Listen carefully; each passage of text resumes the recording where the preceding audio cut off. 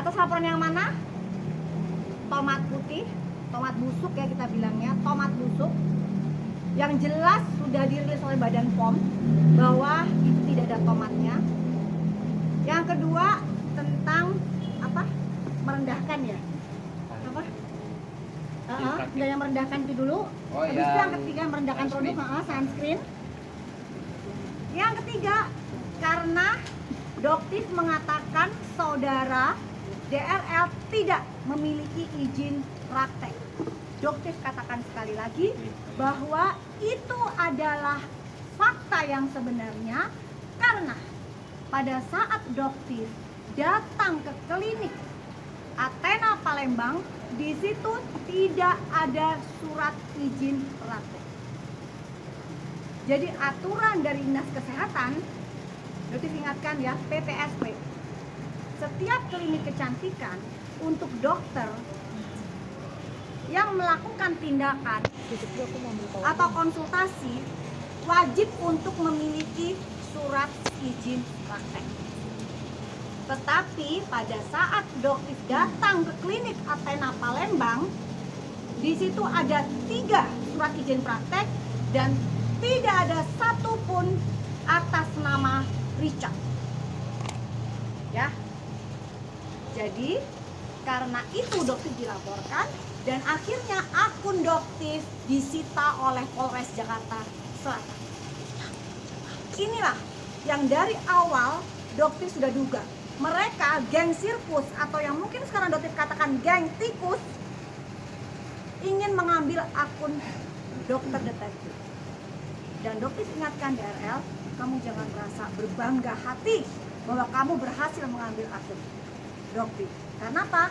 Karena akun kamu pun akan Doktif sita dalam waktu dekat. Akan penyidik sita dalam waktu dekat. Ya, jadi apa yang kamu lakukan tidak akan membuat Doktif gentar. Dan dari akun Doktif dokter detektif akan Doktif alihkan ke dokter detektif Hero. Dimana dulu juga pernah berusaha DRL hilangkan. Jadi dulu pernah juga dia berusaha menghilangkan, tapi dia tidak mengaku. Padahal di situ jelas klaim by Richard Lee. Ya. Jadi akhirnya Doktif bikin akun baru dokter detektif Hero yang sampai saat ini masih aktif dan Doktif akan mengalihkan itu. Jadi pada saat akun dokter detektif disita oleh pihak Jakarta Selatan, maka Doktif tidak bisa mengakses akun tersebut.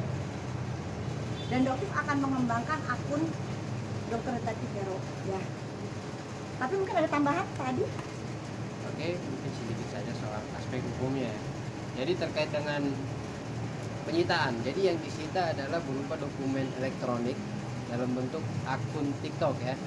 Ya kita maklumi, kita pahami penyidik dalam hal ini kepolisian itu punya kewenangan untuk melakukan penyitaan terhadap suatu bukti yang berkaitan dengan tindak pidana yang dilaporkan.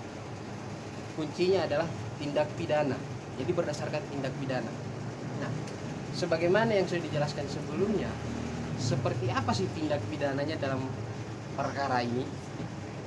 Pertama, terkait dengan White Tomato yang jelas-jelas sudah dirilis oleh BPOM bahwa White Tomato ini benar produk relabeling ya.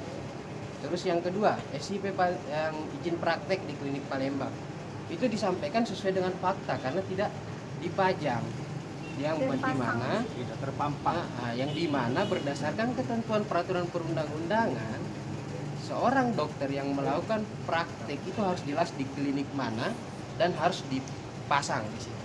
Oke guys ya, ini adalah salah satu. Dok, kan akunnya Doktif mau disita. Udah kebayang belum apa kerugiannya dan kira-kira seberapa besar, Dok? Doktif yakin rezeki itu Allah yang atur.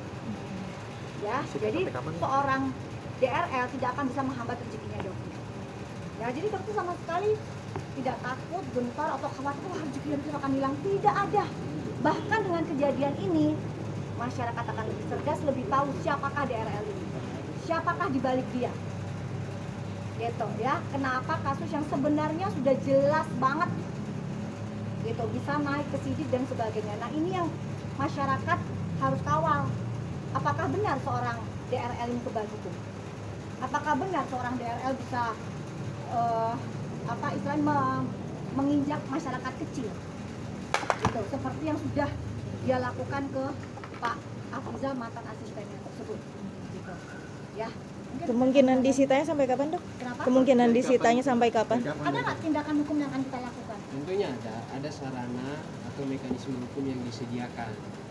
Dalam hal ini misalnya pra peradilan. Tapi tentu akan kami kaji, kami pelajari semua. Karena kan kami mau melihatnya seperti ini. Akun dokter detektif ini sebenarnya secara personal, secara pribadi nggak ada masalah bagi dokter detektif.